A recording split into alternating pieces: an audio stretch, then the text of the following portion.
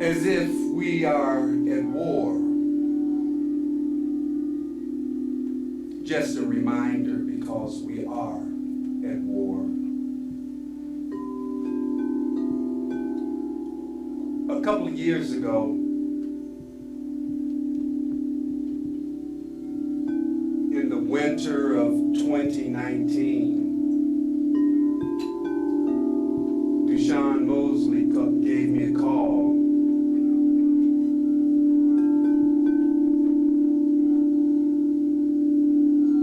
Maybe 3 years prior, I had hired him to do a trio date at the penthouse at the University of Chicago. Dushan happened to be listening at the recording from that date, and he said, "Hey man, maybe we should get together and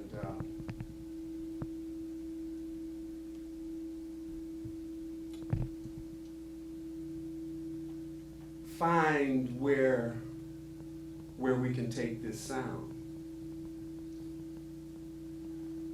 And so I was just getting ready to go out on a tour. So maybe 3-4 months later, in April of 2020, we started rehearsing. And the music have evolved to where both of us,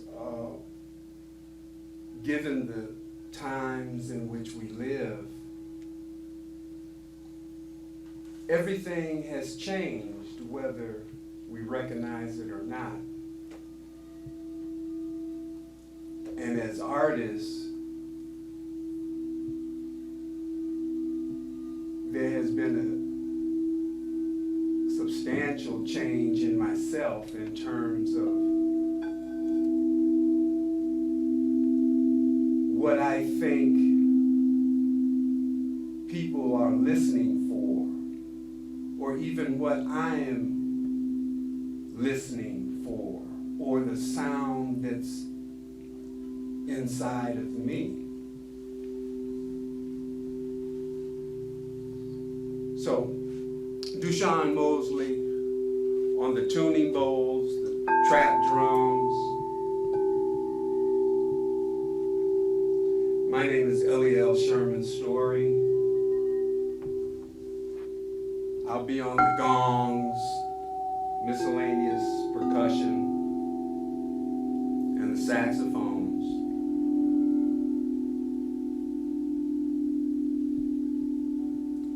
And we ask that you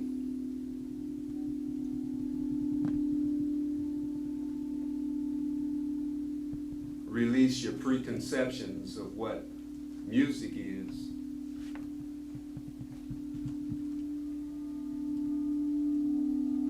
because we have.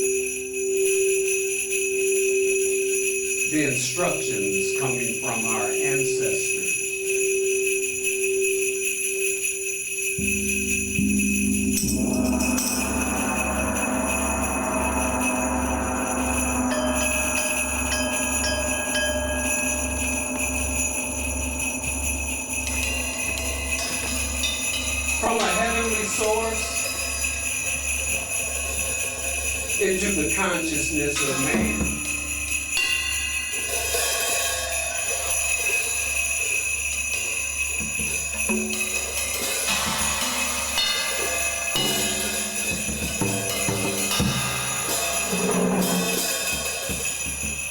These vibrations and its creative capacity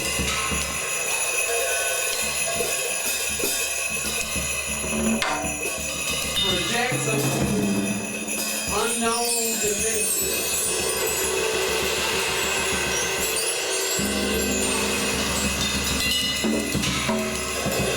With intentions to resurrect.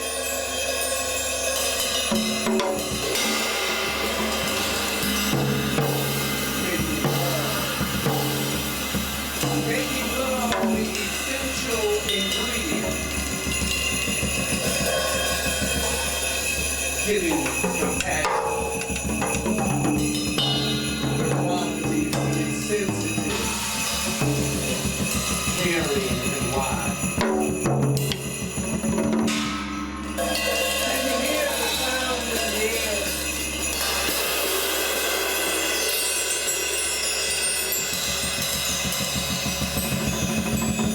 This sound cannot be heard by the ears.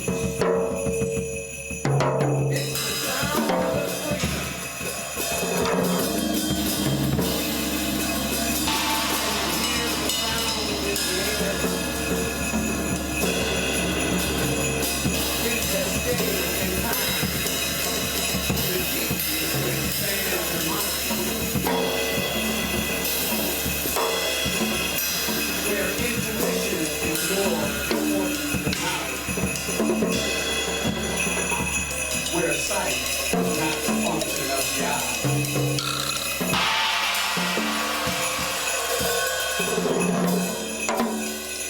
Can you hear the sound in the air?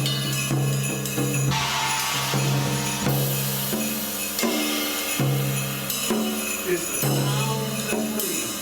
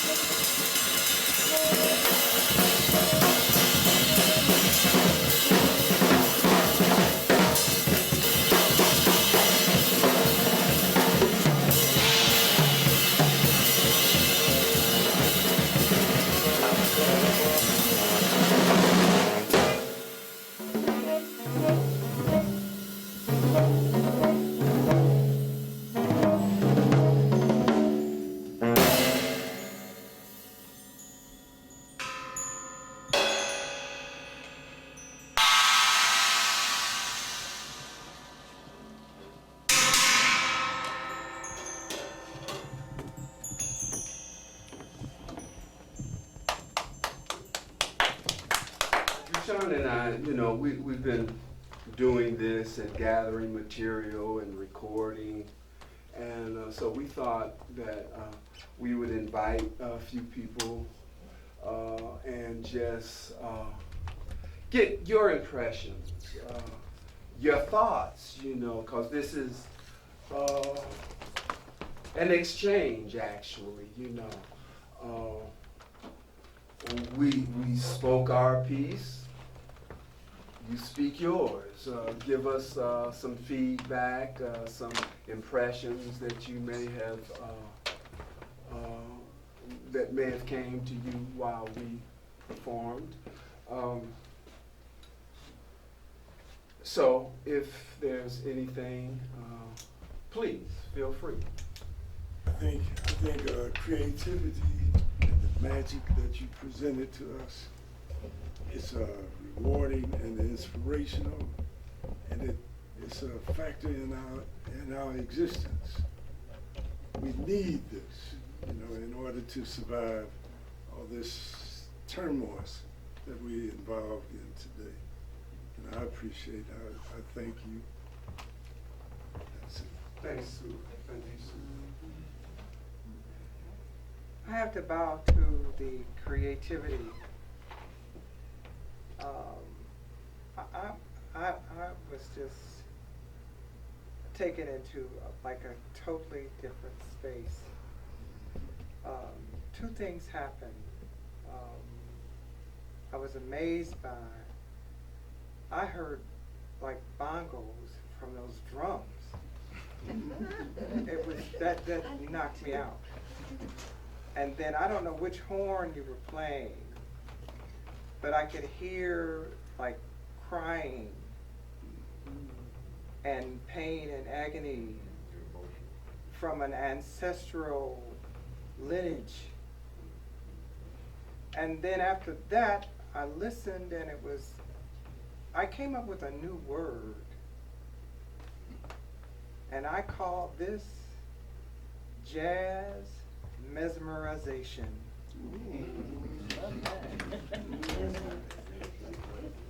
It was just the most incredible sound I have ever heard. I've listened, and recently I've just been knocking around different jazz venues, and this is I don't know what to say. It's just mesmerizing, truly. So I thank you. I thank my friend for the invitation and for being here the first time. Used our creative musician roots, jazz roots, funk roots, rock, punk, music, all those things, and put them together. And because we knew that this was a different period, you know, when that 2019 thing hit, it took us someplace else.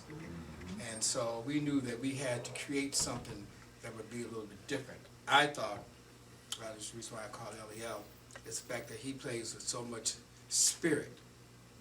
And the spirit, it just took me, I just listened to the spirit that he had. And so, taking that and then putting some drums to it, and we thought about putting some other instruments to it. We have a master percussionist out there that I'm sure we'll be talking to later. But just trying to put things together so that it would be soothing to a person, but healing to a person, but enough music in it to make you think a little bit. Yeah, just not just the funk and the stuff like that, which is cool. But I think that we took it to a whole nother level, and we've been working on this for a while. It's not. I know you think it's probably all improv, but actually it's not.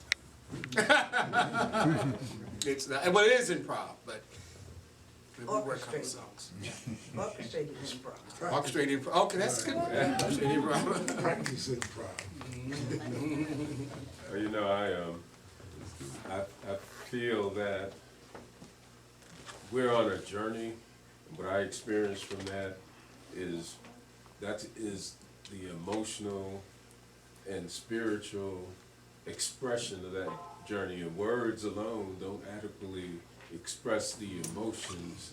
So, you know, and our roots come from the drums, man. You know, Yes. they come from the drums. That's our form of communication from ancient times. So combining that with the words and the music is it's incredible. It's a record of our journey. You know, it's the voices I hear of the ancestors, and when you talk about the soothing and the healing, it's kind of, for me, a release of a lot of pent-up emotion. A thought may come to our mind, just a insight, and we know that came from somewhere else. And since Dushan and I have started, we've tried to think of a word to best describe this that we're doing. And you two have said the word that we, ancestral music. See, this, we're connected to our people from ancient of days. We carry that information, that experience, that dignity, that, you know, so just to hear you all feed back to us what, we don't know what this is, we just doing, we just doing it. But that's what came to us. And that's what you all heard. You are the musical griots, my brother. Hey. So, Jackie, yes. I just wanted to say, for me, sitting here, I realized I wasn't just listening to music, I was having experience. And it's been the music and I mean everything that was said. It's a soul thread for me. It connected to, before you said the God in me, before you said that, I was thinking that, and it came out of your mouth. And so I knew instantly there was a cosmic connection. This isn't a coincidence, so thank you very much.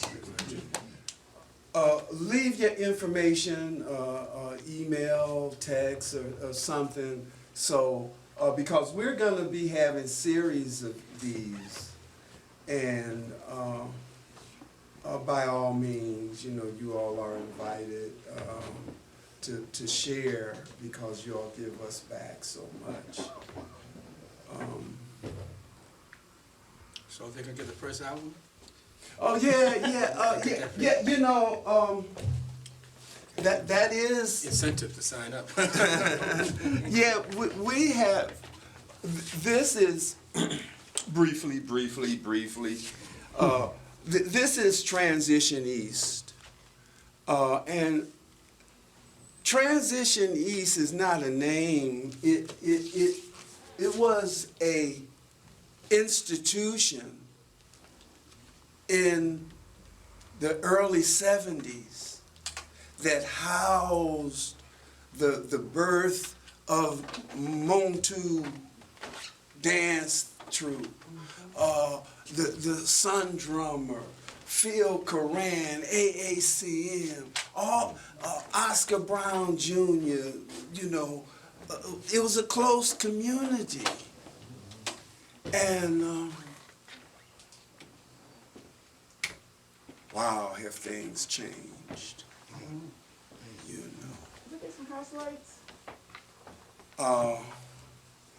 We'll get to that.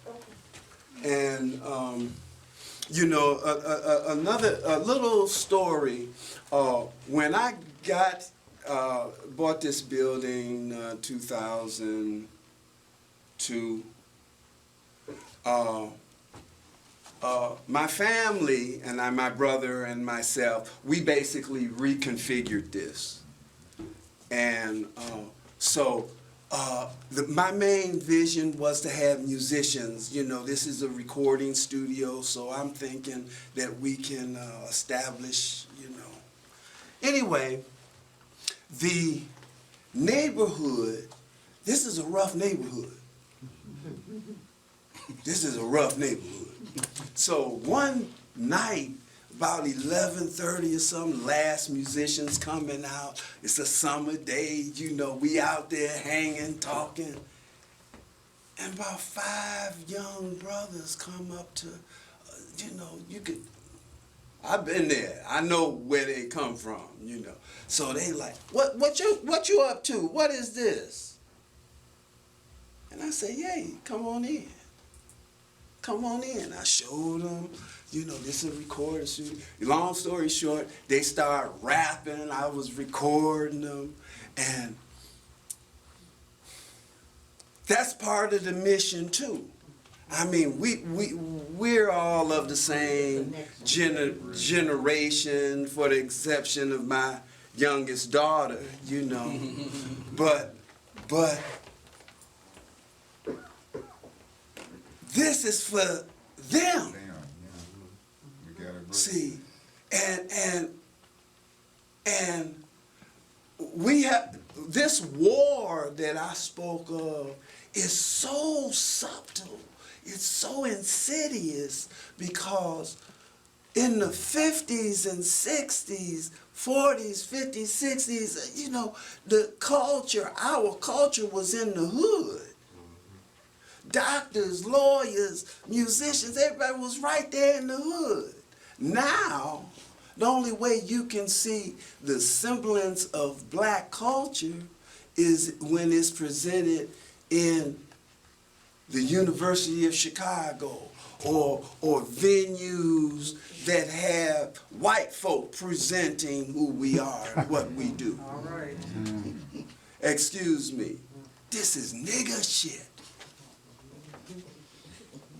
See, this is who we are, and when we control this, then we speak, then we really allow the God in us to communicate with one another. See, I didn't want to go there. I hope I didn't offend nobody. But, you know, we gotta be, we have to have the ability to see what's happening. So that's why this is so important to me. And I thank you all so much. Thank you. Thank you.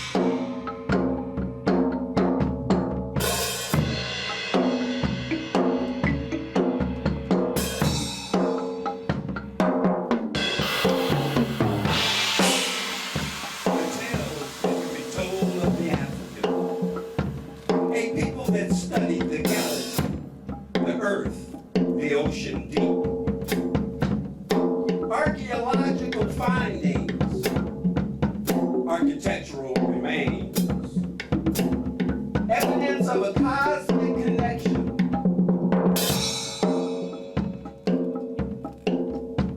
And people can realize the crux of the known universe lives within. The tales that can be told of the African. Embedded in the griots, music and dance, healing modalities rooted in trance, civilizations, astronomy, philosophy, theology, mathematics, and such. Disciplinary rigors and standards that laid the foundation for all men. The tales that can be told of the African. A legacy of kings and queens. The mysteries of the universe revealed to the adepts. A people whose culture speaks directly to the gods. The secret of the pineal gland and the production of melanin. The tales that can be told of the African.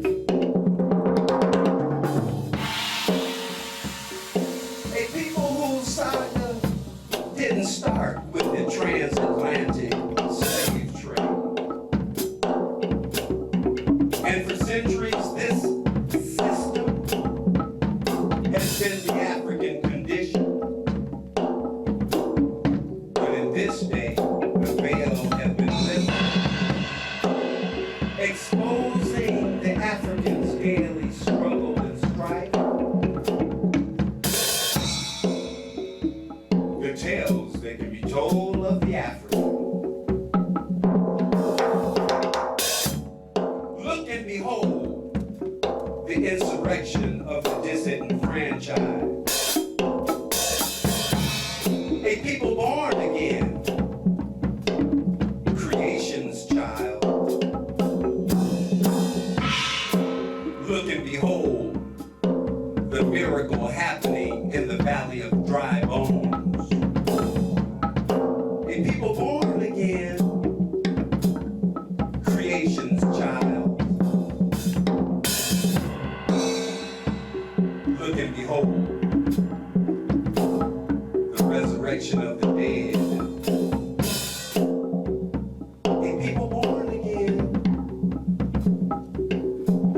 creation's child. The tales that can be told of the African. The tales told of the African.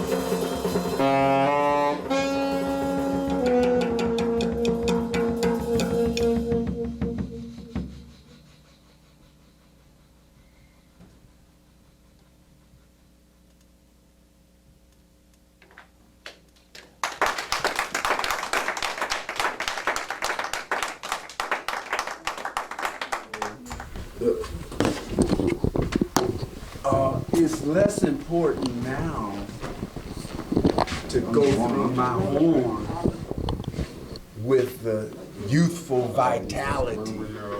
You know, less is more.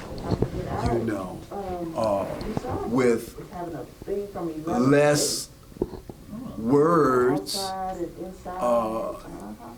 You know, Miles is a good example of that. He was a very shrewd use of notes. I mean, he didn't play a lot of notes, but those that he played meant a lot, had a lot of substance to them. And so by playing less notes, it gives me the opportunity to put more of my intention, more of my spirit in each note that I play. And I feel that coming from Dushan too. You know, it's you know, we're tapping into some really nice stuff. You know, as we mature into each other and ourselves as musicians and as men.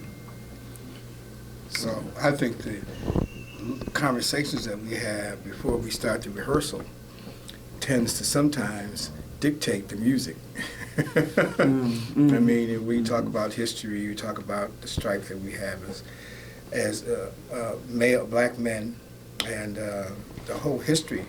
And some of the time that goes right into the music because, you know, we get deep off into it, you know, and we know what's going on. And of course, I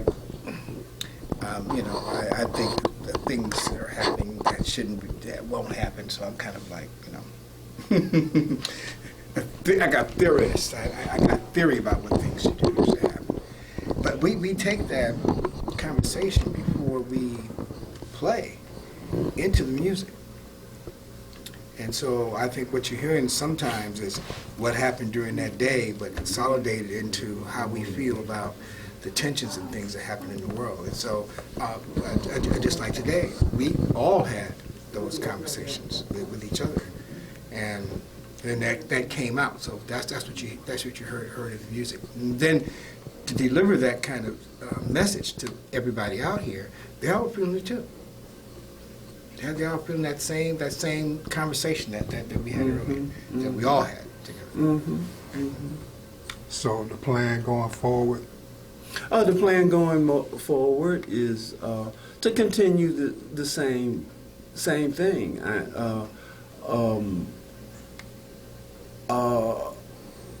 As he was talking about the process of, you know, how the music incorporates the conversations, and, you know, I also want to say, you know, sometimes he pisses me off. Yeah, okay. And that has to come through the music too. I mean, you know, that's the reality of this, you know. It's like, okay, he done pissed me off, so how can we still ride this magic carpet? Yeah. You know, how can we, you know, because that's part of life too. You know, that's actually the most essential of this journey that we're on, because as we as a people, we have gone through so much individually and collectively. We're intellectual giants. We're dope fiends. We're whores and prostitutes and pimps and dope dealers.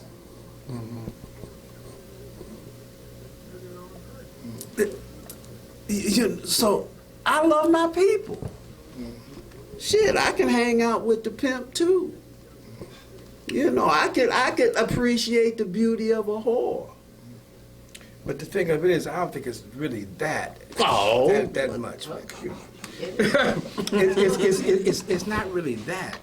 It's the emotion out of that. Mm-hmm. That's what we're playing to. Not necessarily, I mean, we get upset with different things. We get upset with each other. But when we get on stage, the emotion from that being upset is out. Not that we're fighting against each other. Well, it's not about that. It's about that now you feel you got this, and that adrenaline or whatever they, dopamine, whatever they call it, that comes up. We use that to go ahead and play. So it's good. And sometimes it's fun. Sometimes we are having fun. We're laughing and joking. So it's not all the time argument. Just most of the time, but not all the time.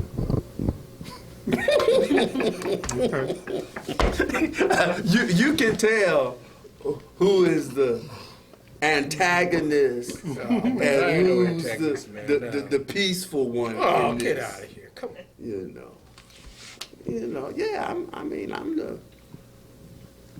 I have a question for you. Yes, sir.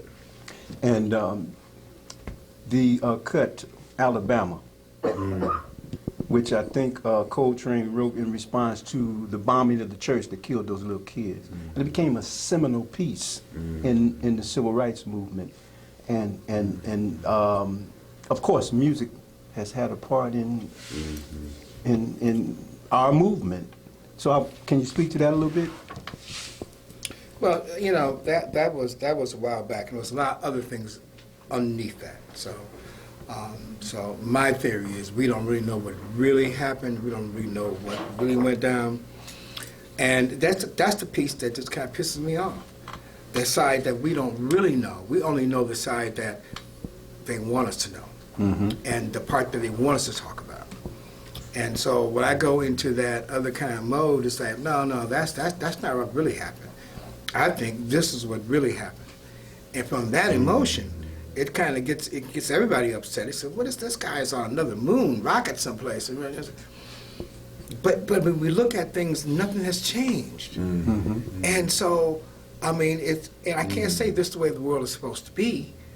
All I'm saying is that if we take that information and take that emotion and put it into our work, then we can get something out of it. Because I think this is there for something. It's there for a reason. It's not the bad thing that comes out of it. It's the other thing that comes out of it that we need to push us forward.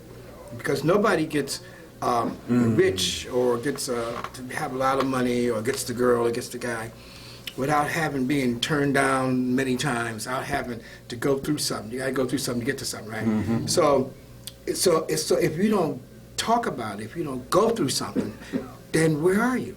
Because all the greats went through a whole hell of a lot. The spoon-fed ones, like I'm not going to say the name of the big Hotel Hilton folks, but they were born with a silver spoon in their mouth. So how much work do they really have to do? We had to work to get here. You know, I thinking about Coltrane's response with the composition Alabama and the backdrop, you know, in '63,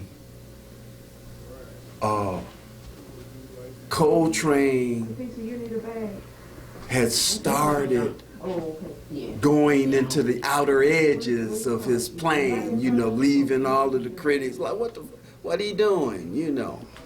And not only did, you know, a tragic event like a bombing in a church to kill 4 children, and Train come up with this beautiful composition.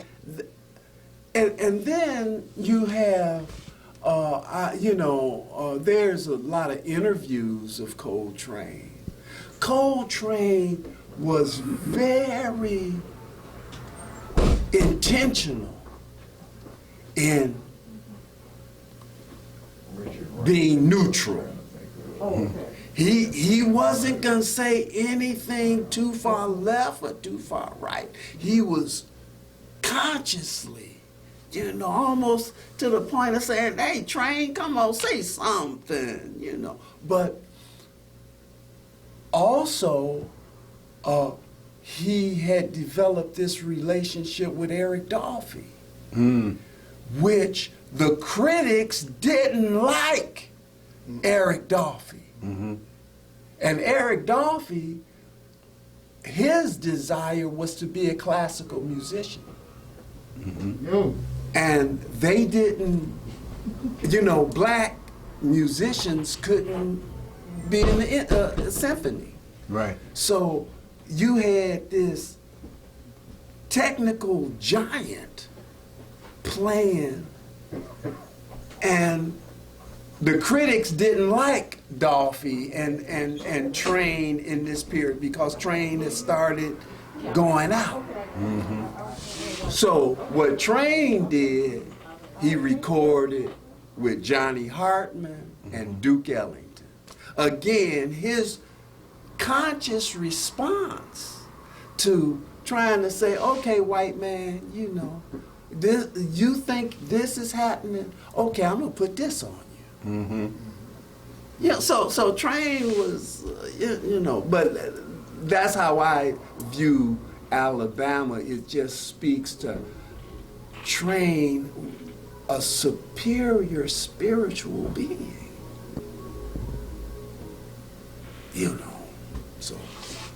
You mentioned Eric Dolphy, and I think it was Charles Mingus who said Eric Dolphy died of a broken heart. You familiar with that interview that Charles Mingus did? And because of what you just said, not getting critical acclaim for what he was doing, and so it begs the question, should we even be looking to Downbeat Magazine, Rolling Stone, or whoever to give us our propers, Yeah, it's a group like this to give us our propers is where it really comes out to be. Because, in those kind of instances, you've been and I've been in too, where you got those big crowds and people ask you like really crazy questions. And they're just, some people are just amazed by your performance, and they really don't know what to ask. But it doesn't seem like they really want to know anything. They really don't want to know the kinds of things that should be that you can even answer questions to. There are some people that ask some very good questions. They have some very good answers. They have some very good responses. But I don't think that I think that we're going to get a lot of criticism about what we're doing because it's not as smooth. This can't be this, can't be that. But I think that we can't stop there. If we continue on what we're doing and don't get sidetracked by other things like huge sums of money, which at this point would be nice, but it's not. I don't think that those kinds of big sums of money and fame and fortune. It could come. I hope it does. But if it doesn't come, it's not gonna break my heart. But if we can help some people in the communities and neighborhoods just get a little bit of sense of themselves, it'll be somebody we can reach that will have that kind of popularity, will have that kind of success. If we could do that, did our jobs, helping somebody else. Now, you just touched on something. So, in the 70s, well, even if we go back to the 60s, A Love Supreme started a whole new revolution in music, right? And then you had Creator Has a Master Plan and so on and so forth. And as a result of that, even pop music, you had Marvin Gaye did What's Going On. Then it was an explosion of that kind of thing going on.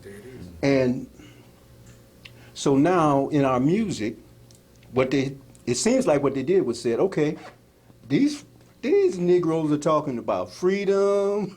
They're talking about, third eye vision, and no. Let's promote this gangster rap over here, where every other word is B this, MF that. We're gonna dumb down the population. So, what are your thoughts about? Oh, look, that was a whole. They had to promote that balance thing because we had become kind of complacent in a lot of ways.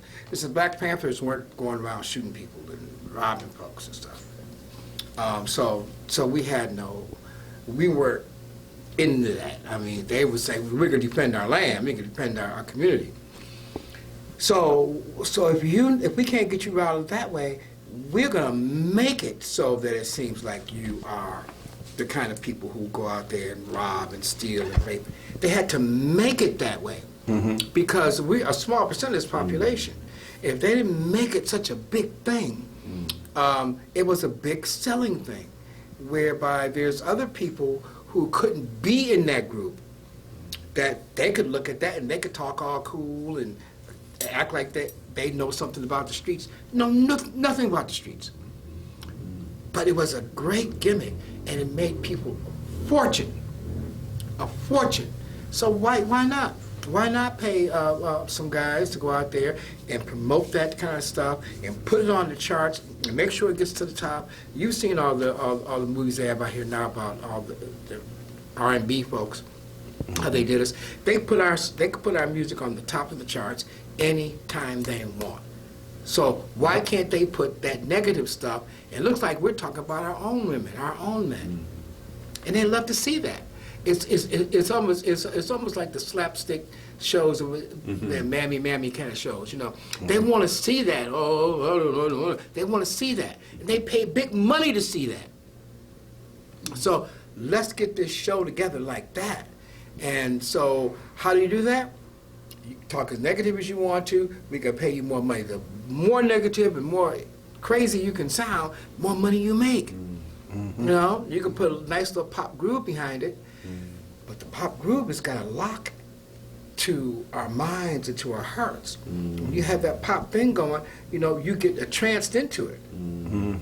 And when you get tranced into it, I got you. It's just like the clock going like this. I got you. So I trance you in, then I put a bunch of negative stuff in your mind, and where do I put it into? I put it into kids that are 2, 3, 4, 5, and 6 years old. Why? Because their parents are listening to it. And so they keep that whole culture. And so, I mean, hey, and some of the songs are really nice. Some songs are really good. I'm not saying all the songs are bad. Some are really good. Some of them have some messages. But a lot of them didn't.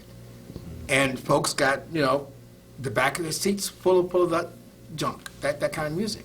And the kids listen to it. And the kids can recite that stuff. They don't even know what a dirty word is, but they can recite that music. And so when they can do that, they see how another kid responds to it. They see how adults respond to it. And we respond to it in kind of a crazy way ourselves. But I think that was a good move for whoever was trying to make the money. They created. Rock and roll wasn't enough. R&B wasn't enough. Blues wasn't enough. Country wasn't enough. They had to get something very controversial. And so who making all the money? Well, if you look at it, it doesn't look like the country folks are making all the money. Okay? So, are they? So, or are they the producers that are making all the money on the R&B, on the rapping side? They making all the money. The rappers aren't making all the money. $10, $20 million.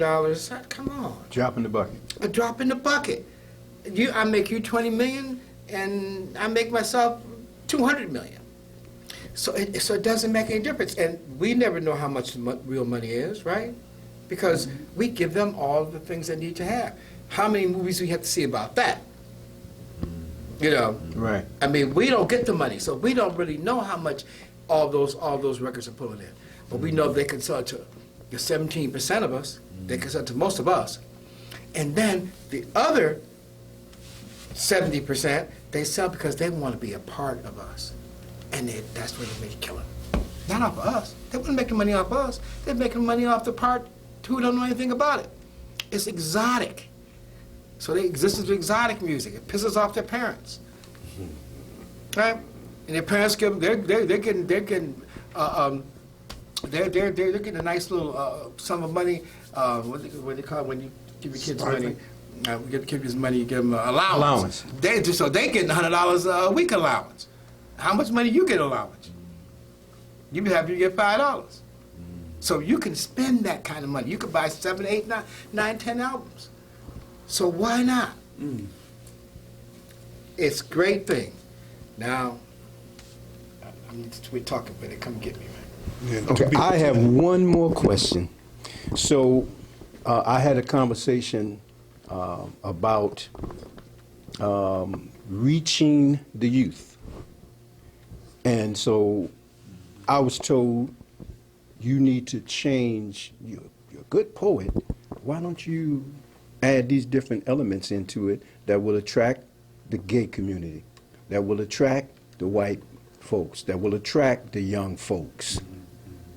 And so, of course, you're playing music that is near and dear to your heart, that exemplifies what you stand for. So you're not going to compromise. Do you think that the music can reach, your music, can reach a wide audience, can reach a crossover audience, so to speak? Yeah, I do. I think so too. We kind of touched on it earlier with the audience participation.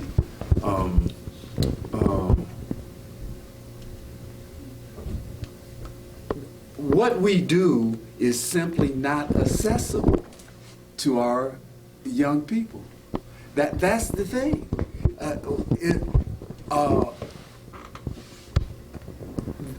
This Transition East offers accessibility.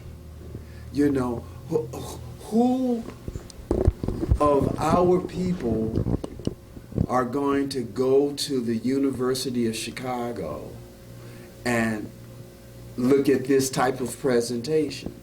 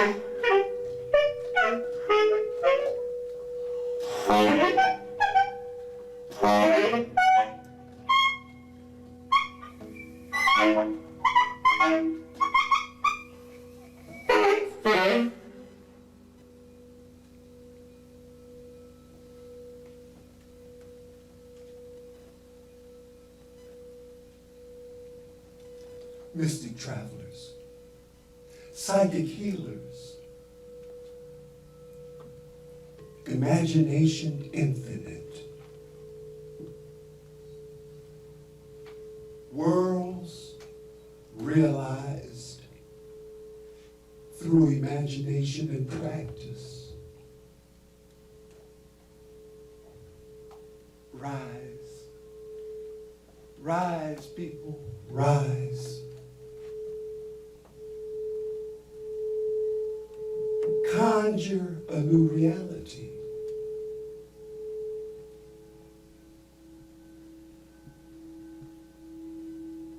Where minds can be free. March to the eastern sunrise. March to the eastern sunrise.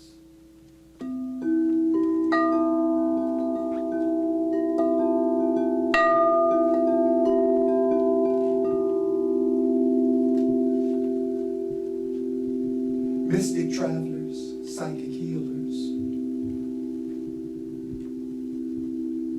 imagination infinite, worlds realized through imagination and practice.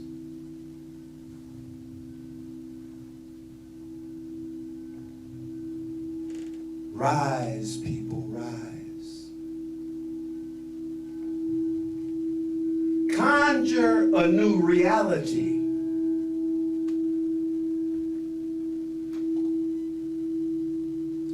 March to the eastern sunrise.